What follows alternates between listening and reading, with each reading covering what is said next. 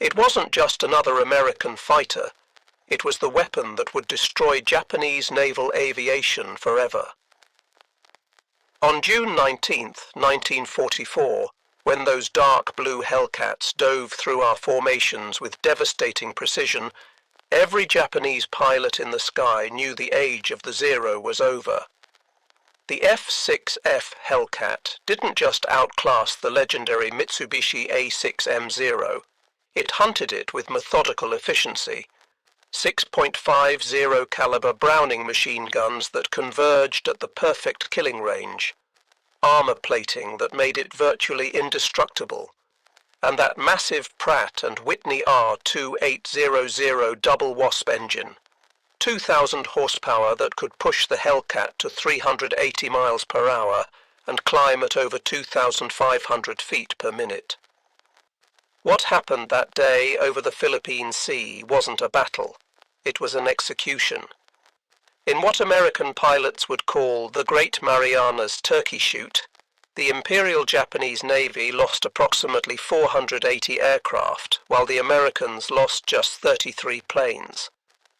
This is the true story of how the F6F Hellcat became the most successful fighter aircraft in naval history, achieving an unprecedented kill ratio of 19-1, and how it crushed the once invincible Zero in the most decisive carrier battle ever fought.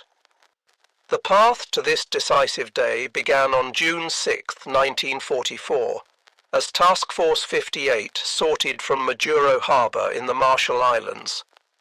It took 5 full hours for the final ship to clear the harbor. The largest carrier force ever assembled was heading for the Marianas. Vice Admiral Mark A. Mitscher, the wizened pioneer aviator who had been flying since 1915, commanded this massive armada from his flagship, USS Lexington. 15 fast carriers, 7 battleships, 21 cruisers, and 69 destroyers spread across miles of ocean. The carriers alone carried 956 aircraft, with 475 of them being F6F Hellcats. The force was organized into 4 task groups, each capable of independent operation. Task Group 58.1, under Rear Admiral J.J. Jocko Clark aboard USS Hornet, included Yorktown, Belleau Wood, and Bataan. Task Group 58.2, commanded by Rear Admiral A.E. Montgomery from USS Bunker Hill, included Wasp, Monterey, and Cabot. Task Group 58.3, under Rear Admiral J.W. Reeves aboard USS Enterprise, included Lexington, Princeton, and San Jacinto. Task Group 58.4, commanded by Rear Admiral W.K. Harrell from USS Essex, included Langley and Copenhagen. Against this force, Admiral Jisaburo Ozawa could muster 9 carriers with approximately 430 aircraft. The first mobile fleet included the newest carrier Taiho as Ozawa's flagship, the Pearl Harbor veterans Shokaku and Zuikaku, plus Junyo, Hiyo, Ryuho, Chitose, Chiyoda, and Zuiho. But the numbers told only part of the story. Most of Ozawa's pilots were inexperienced replacements with less than 100 hours of training. Some had as little as 50 hours total flight time. Many had never fired their guns in training due to ammunition shortages. They were flying into combat against American pilots who averaged 300 to 400 hours of training, including extensive gunnery practice and carrier qualification. On June 11, 1944, Task Force 58 began its assault on the Marianas. Fighter sweeps and bombing raids hit Saipan, Tinian, and Guam. The Japanese were caught by surprise. They had expected the next American target to be the Carolines or Palaos. Only 50 land-based aircraft defended the Marianas. In the first sweep alone, 208 Hellcats claimed 86 Japanese aircraft destroyed. The systematic destruction of Japanese air power in the Marianas had begun. Commander David McCampbell, commanding Air Group 15 from USS Essex, led his squadrons in these preliminary strikes. McCampbell, a 34-year-old Alabama native, had joined VF-15 as a squadron commander who initially couldn't even qualify in gunnery. His pilots had secretly helped him pass his qualification, painting their bullets the same color as his. Now he was about to become the Navy's all-time leading ace. On June 15th, American forces landed on Saipan.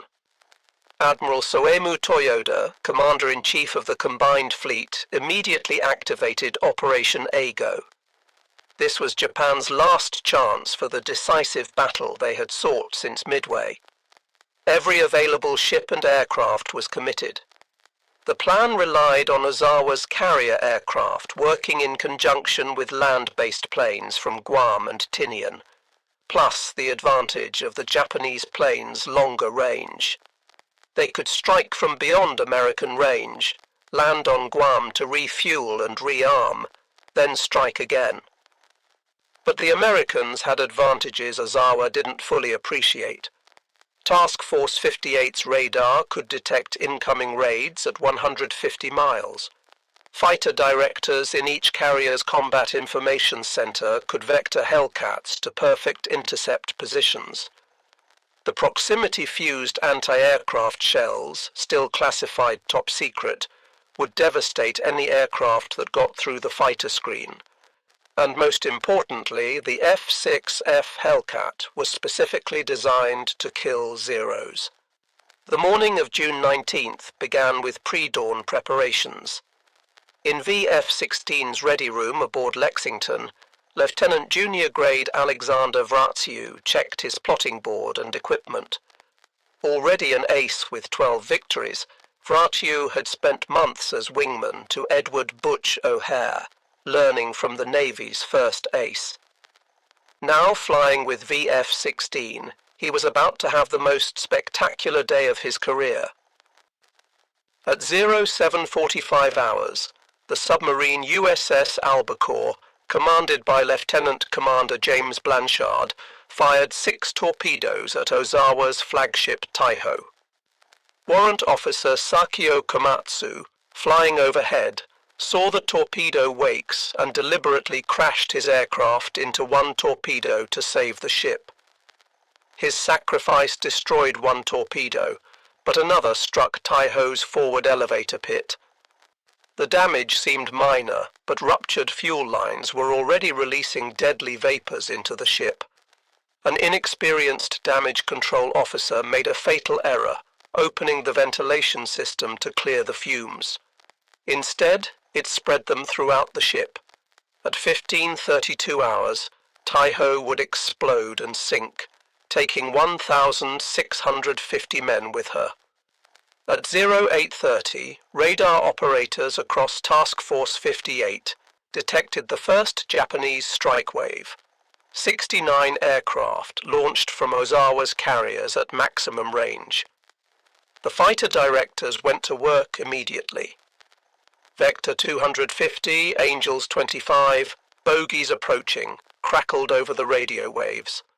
Hellcats already airborne climbed for altitude advantage. Those on deck scrambled to launch. Commander Charles Brewer, leading VF-15 from Essex, was among the first to spot the incoming raid. Tally-ho! Bandits bearing 265, distance 40 miles, Angels 18. The professional killer machine of American naval aviation swung into action. Hellcats from multiple carriers converged on the Japanese formation, directed by fighter controllers who could see the entire battle developing on their radar screens. The Japanese pilots maintained tight formation, flying straight and level toward their targets. It was their first and fatal mistake. Lieutenant Commander Paul Bui, commanding VF-16, later described the interception. They came in perfect formation, like they were on parade. Our guys couldn't believe it. They just held formation while we shot them to pieces. Commander McCampbell led 12 Hellcats from VF-15 at 25,000 feet when he spotted the enemy formation below. "I made a modified high-side run," he later wrote, "and only my starboard guns fired, which threw me into a violent skid. Guns were charged twice again, and since my target had pushed over and gained high speed, a stern chase ensued. The Judy dive bomber he was chasing tried to escape, but McCampbell's Hellcat was faster. His 6 guns converged and the Judy exploded. The slaughter had begun." McCampbell destroyed 5 Judy dive bombers in the morning engagement, then later that afternoon shot down 2 Mitsubishi A6M Zeros over Guam for a total of 7 victories on June 19th. His wingman, Lieutenant Roy Rushing, would later distinguish himself at the Battle of Leyte Gulf in October. Meanwhile, Lieutenant Junior Grade Alexander Vraciu was having his own problems. His F6F supercharger had malfunctioned, limiting his altitude and speed. Unable to keep up with his squadron, he led his division back toward the task force. As they approached, Vraciu spotted a large formation of Judy dive bombers heading for the American ships. What happened next became legend. "They were so thick against the water below," Vraciu later recalled. "I felt like a kid with a plate of cookies, afraid someone else was going to take some even though I had all I could stuff." In just 8 minutes, using only 360 rounds of ammunition, about 10 rounds per gun per kill, Vraciu shot down 6 Judy dive bombers. His marksmanship was nearly perfect. After landing on Lexington, Vraciu climbed out of his Hellcat and, still wearing his flight gear, held up 6 fingers for the photographers. The photograph became iconic, the grinning young ace symbolizing American dominance in the air. When he inspected his aircraft, he discovered the wingfold pins were protruding. He had flown his greatest mission with his wings only partially secured. The first wave was being annihilated. Of 69 Japanese aircraft, 42 were shot down. The few survivors who returned to their carriers reported scenes of horror, Hellcats everywhere, coming from above, from the sides, always with superior speed and firepower. The second wave of 128 aircraft launched at 0900 met an even worse fate. By now, every Hellcat in Task Force 58 was either airborne or ready to launch. The fighter directors had perfect radar plots of the incoming raid. The Japanese flew into a wall of Hellcats positioned at perfect intercept altitudes. Lieutenant Eugene Valencia of VF-9, flying from USS Yorktown, had developed what he called the mowing machine tactic. Working with 3 other pilots, James French, Clinton Smith, and Harris Mitchell, Valencia had created perhaps the deadliest division in naval aviation. They would later claim 50 victories between them, but on June 19th they were part of the larger defensive effort. Fighting Squadron 1 from Yorktown had a spectacular day. Led by Commander Smoke Streen, VF-1 claimed 37 Japanese aircraft destroyed. Lieutenant Junior Grade George Carr shot down 5 planes, becoming an ace in a single day. The squadron's Hellcats dove from 24,000 feet into masses of Japanese aircraft 10,000 feet below, their 6 guns blazing. The technical superiority of the Hellcat was overwhelming. Where the Zero weighed 5,313 pounds loaded, the Hellcat weighed 12,598 pounds. That extra weight was armor plating, self-sealing fuel tanks, and structural strength. The Zero's pilot sat behind a thin aluminum panel. The Hellcat pilot was protected by armor plate behind and below, bulletproof glass in front. The Zero's fuel tanks would explode from a single incendiary bullet. The Hellcat's tanks would seal themselves, using layers of rubber that swelled when punctured. The engine difference was equally decisive. The F6F3's Pratt & Whitney R 2800-10 produced 2,000 horsepower, with water injection boosting it to 2,200 horsepower for combat emergency power. The Zero's Nakajima Sakai 21 managed only 1,130 horsepower.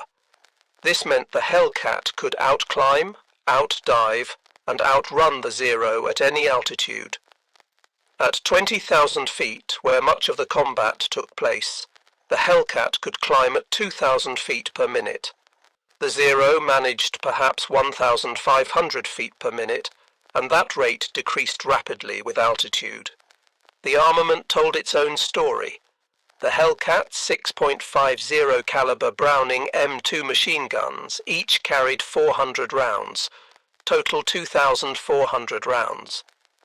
The guns were bore-sighted to converge at a specific range, creating a cone of destruction. The Zero typically carried two Type 99 20mm cannons with only 60 rounds each, plus two 7.7mm Type 97 machine guns. While the 20mm was more powerful per round, the limited ammunition meant Zero pilots had to be extremely careful with their shooting. Hellcat pilots could fire long bursts, walking their tracers onto target. At 1000 hours, the third wave of 47 aircraft approached. These were from Ozawa's Carrier Division, 2, Junyo, Hiyo, and Ryuho. They immediately got lost, failing to track the American movements. Only 7 would return to their carriers. Lieutenant Zenji Abe, a Pearl Harbor veteran flying from Junyo, was one of the few experienced pilots in this wave. After being forced to crash land on Rota Island when his fuel ran out, he examined his damaged aircraft and exclaimed, "I never saw so many Grummans." His plane was riddled with bullet holes. Commander James Jig Dog Ramage, leading Bombing Squadron 10 from Enterprise, watched the fighter pilots at work. Our fighters really had a field day. The Japanese came in perfect formations and our boys just cut them to pieces. It was like watching a training exercise, except the targets were real. The fourth wave of 82 aircraft launched at 1100 hours met the same fate. By now, American pilots were almost feeling sorry for their opponents. Ensign William Spider Webb of VF2 later recalled, "They were so green. They held formation while being shot at. They didn't even try evasive maneuvers. It was both impressive and heartbreaking to watch such brave men fly to certain death."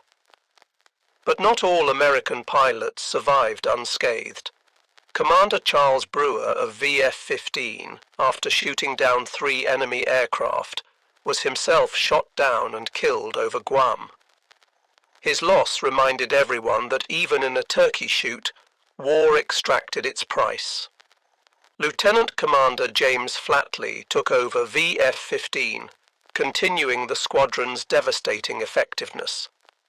At 11:18 hours, USS Kavala, commanded by Lieutenant Commander Herman Kostler, fired 6 torpedoes at the carrier Shokaku. The submarine had maneuvered into perfect position, and 3 torpedoes struck home.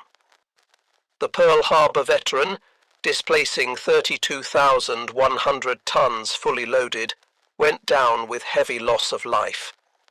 2 of Japan's newest and largest carriers were now gone. The radar advantage cannot be overstated. The SK and SK-2 radar systems could detect aircraft at 150 miles, giving the Americans 30 to 40 minutes warning of incoming raids. The Japanese had only visual detection, usually spotting American fighters when they were already in firing position. Lieutenant Joseph Eggert, fighter director aboard Lexington, was credited with vectoring fighters to intercept 35 enemy aircraft. He could see the entire battle on his radar scope, like a chess master seeing the whole board while his opponent could only see individual pieces. The fighter direction system was revolutionary. Each carrier's combat information center was a darkened room filled with radar scopes, plotting boards, and radio equipment. Trained fighter directors could track multiple raids, vector fighters to intercept, warn of approaching threats, and coordinate the entire defense. They spoke in calm, measured tones, even as dozens of enemy aircraft approached. Vector 270, Angels 20, bogies approaching. Investigate and report. Lieutenant Commander William R. Killer. Kane, commanding Air Group 10 from Enterprise, flew on both June 19th and 20th. In his diary, he wrote, "The greatest air defeat suffered by any nation, ever." Kane had started the war flying obsolete aircraft against superior Japanese pilots. Now he commanded squadrons equipped with the best fighter in the world, flown by superbly trained pilots, directed by radar controllers who could see everything. The American training system was perhaps the greatest advantage. By June 1944, new pilots arrived with 300 to 400 hours of flight time. They had practiced carrier landings dozens of times on converted Great Lakes paddle wheelers. They had fired thousands of rounds in gunnery practice. They knew their aircraft intimately. In contrast, Japanese pilot training had collapsed. Where once they produced highly skilled pilots with 500+ hours of training, by 1944 they were sending boys into combat with 50 to 100 hours total time.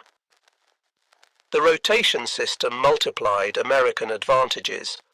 Experienced pilots like Lieutenant Commander John S. Jimmy Thatch, inventor of the Thatch-Weave defensive tactic, were rotated home to train new pilots.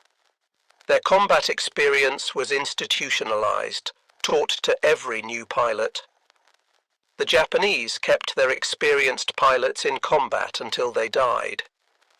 By June 1944, almost all the Pearl Harbor and Midway veterans were dead. The few survivors, like Zenji Abe, were overwhelmed trying to lead inexperienced pilots against superior American forces.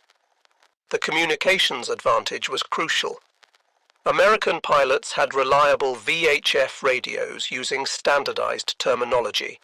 They could coordinate attacks, warn of threats, and maintain situational awareness. "Brake right, Blue 2, 0 on your 6.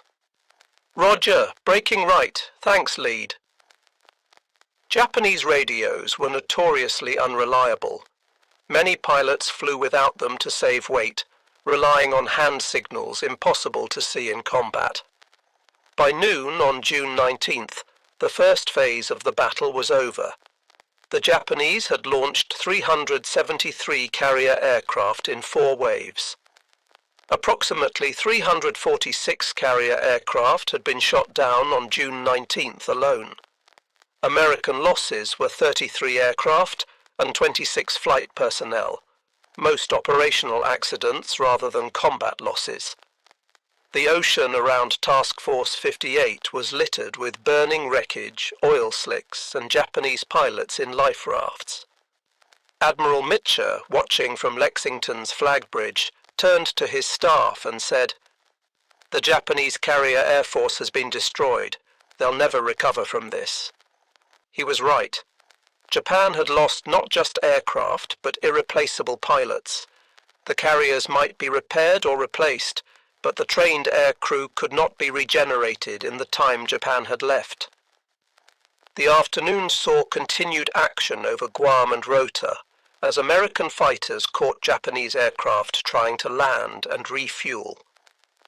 VF-16's pilots, including Vraciu, flew multiple sorties, adding to their victory tallies. The total Japanese losses for the day would reach approximately 480 aircraft, when including land-based planes destroyed. The maintenance crews worked miracles. Damaged Hellcats were repaired overnight, ready to fly again the next day.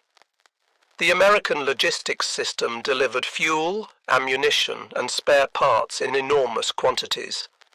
Each carrier had machine shops capable of manufacturing parts. Damaged engines were swapped out in hours. The Japanese, meanwhile, struggled to keep their remaining aircraft operational, cannibalizing damaged planes for parts. As the sun set on June 19th, Admiral Ozawa still believed he might salvage something from the disaster. He had no idea of the scale of his losses. Returning pilots reported shooting down hundreds of American aircraft. In reality, they had shot down almost none. The few Japanese pilots who survived were exhausted, demoralized, and traumatized by the day's events. June 20th brought the second phase of the battle, the American counterstrike. Search planes had been looking for the Japanese fleet all day. At 15:40, Lieutenant Robert Nelson from Enterprise finally found them, 275 miles west of Task Force 58. It was extreme range for the American aircraft, and launching so late meant they would return after dark. But Mitscher didn't hesitate. Launch 'em. At 16:24, Task Force 58 began launching 216 aircraft, 85 Hellcats, 77 dive bombers, and 54 torpedo bombers. Every pilot knew the risks. They would be flying to the absolute limit of their range. Many would not have enough fuel to return. But the chance to finish off the Japanese fleet was too good to miss. Lieutenant Commander Ramage led VB-10's Dauntlesses from Enterprise. As they approached the Japanese fleet, he could see 3 carriers, battleships, cruisers, and destroyers spread across miles of ocean. The few remaining Japanese fighters rose to intercept, but they were overwhelmed by the escorting Hellcats. The attack was confused but effective. The carrier Hiyo took several bomb and torpedo hits and sank. Zuikaku was heavily damaged, as were the carriers Junyo and Chiyoda. The battleship Haruna took a bomb hit, and 2 oilers were sunk. But the real drama came on the return flight. As darkness fell, American aircraft began running out of fuel, the radio filled with desperate calls. "This is Blue 7. Engine quit. Going in. Red 3 ditching. Send help." Pilots watched their fuel gauges drop toward empty, calculating whether they could make it back. Admiral Mitscher made one of the war's most famous decisions. Despite the submarine threat, he ordered, "Turn on the lights." Every ship in Task Force 58 illuminated. Searchlights pointed skyward, flight deck lights blazing, even star shells fired into the air. It was like Times Square in the middle of the Pacific Ocean. Lieutenant Commander John Gray of VF-18 later described the scene. "I was down to fumes when I saw those lights. It was the most beautiful sight of my life. I didn't care which carrier, I just needed a deck. I landed on Yorktown instead of Hornet, but they took me in like I belonged there." The recovery was chaotic. Planes landed on any available deck. Some crashed on landing, blocking flight decks. Others ditched alongside ships. Destroyers picked up pilots from the water. Of the 216 aircraft launched, 80 were lost, but most of the pilots were rescued. The human cost was 49 aircrew killed or missing, still less than the Japanese lost in pilots from just one carrier. Commander Kane wrote in his diary, "Mitscher took a hell of a risk lighting up the fleet, but he saved a lot of good men. That's the kind of leader men will follow anywhere." The Battle of the Philippine Sea was over. In 2 days, the Japanese had lost approximately 600 aircraft, 3 carriers, and 2 oilers. More importantly, they had lost nearly all their remaining trained carrier pilots. American losses were 123 aircraft, most from fuel exhaustion on June 20th, not combat. The technical specifications that made the Hellcat dominant tell the complete story.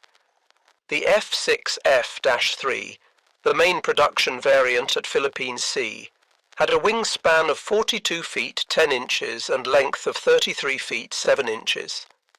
Its empty weight of 9,238 pounds included armor plating around the cockpit, oil cooler and oil tank. The self-sealing fuel tanks could take multiple hits and keep functioning. The bulletproof windscreen could stop 20mm cannon shells. The R2800-10 engine was a masterpiece of engineering. With water injection, it could produce 2,200 horsepower for combat emergency power. The engine was incredibly reliable. Many Hellcats returned with cylinders shot off and still running. The three-bladed Hamilton standard propeller was perfectly matched to the engine, providing excellent climb and acceleration. The armament installation was carefully designed. The 6 guns were staggered to prevent interference, with 400 rounds per gun fed from boxes in the wings. The guns were harmonized to converge at 300 yards, creating a pattern about 6 feet in diameter, where all 6 streams of bullets met. A 2-second burst put 200 rounds into that small area. Nothing could survive it. The cockpit was designed for combat. The pilot sat high, with excellent visibility in all directions. The controls were well placed and instinctive.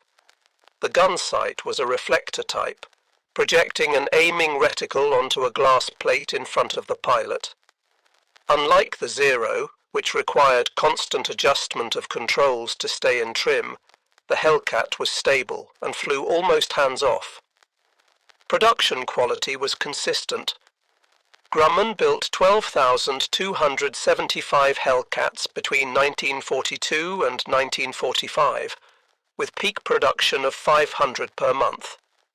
Every aircraft was identical, with completely interchangeable parts.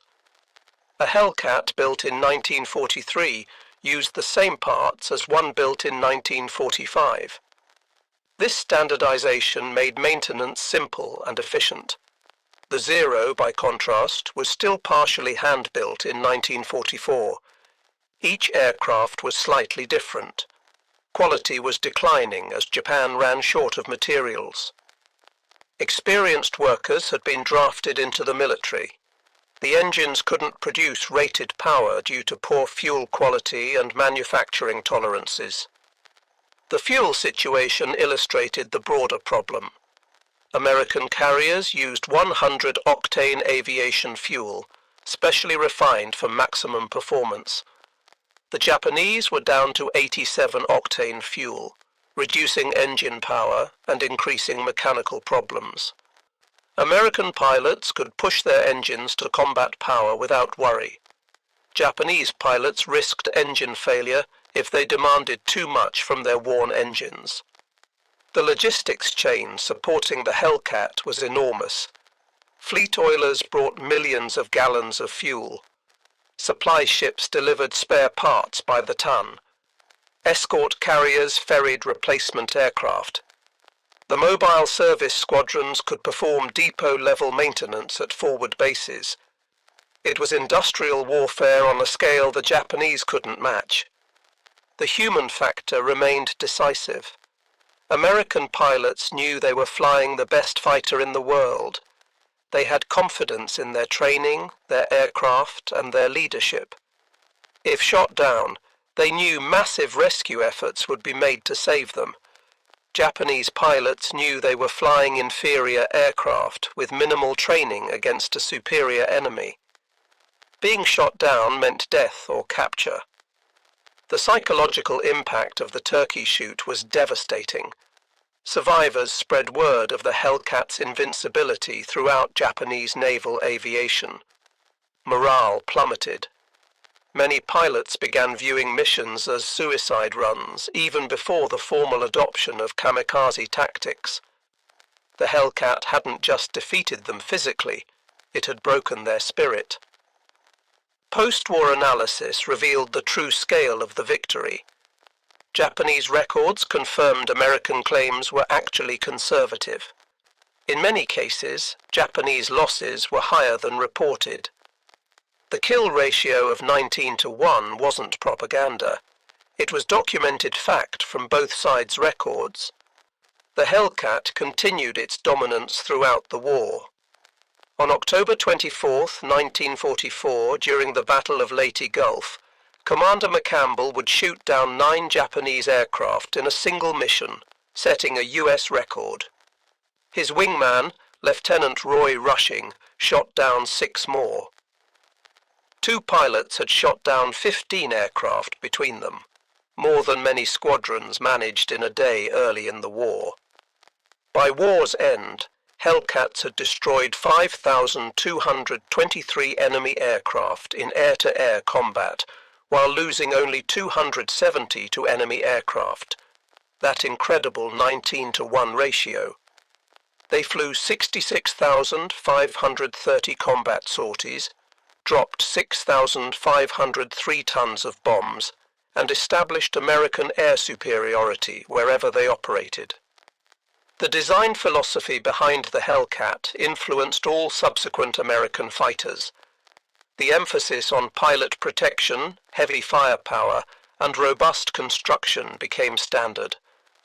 The Hellcat proved that in modern warfare, the side with better technology, training, and industry would prevail. Looking back, the great Marianas turkey shoot was more than a battle. It was vindication of the American approach to war. While the Japanese clung to concepts of individual warrior spirit and lightweight maneuverable aircraft, the Americans had embraced industrial warfare. The Hellcat was its perfect expression, tough, powerful, and available in overwhelming numbers. Admiral Ozawa survived the war and later reflected on the battle's significance, acknowledging that the Battle of the Philippine Sea marked the end of Japanese carrier aviation. The American Hellcat, combined with superior pilot training and industrial capacity, had proven decisive in achieving victory. Commander David McCampbell, who ended the war with 34 victories, all in Hellcats, put it simply. The Hellcat was an honest airplane. It did exactly what you asked it to do. It brought you home. In combat, that's all that matters.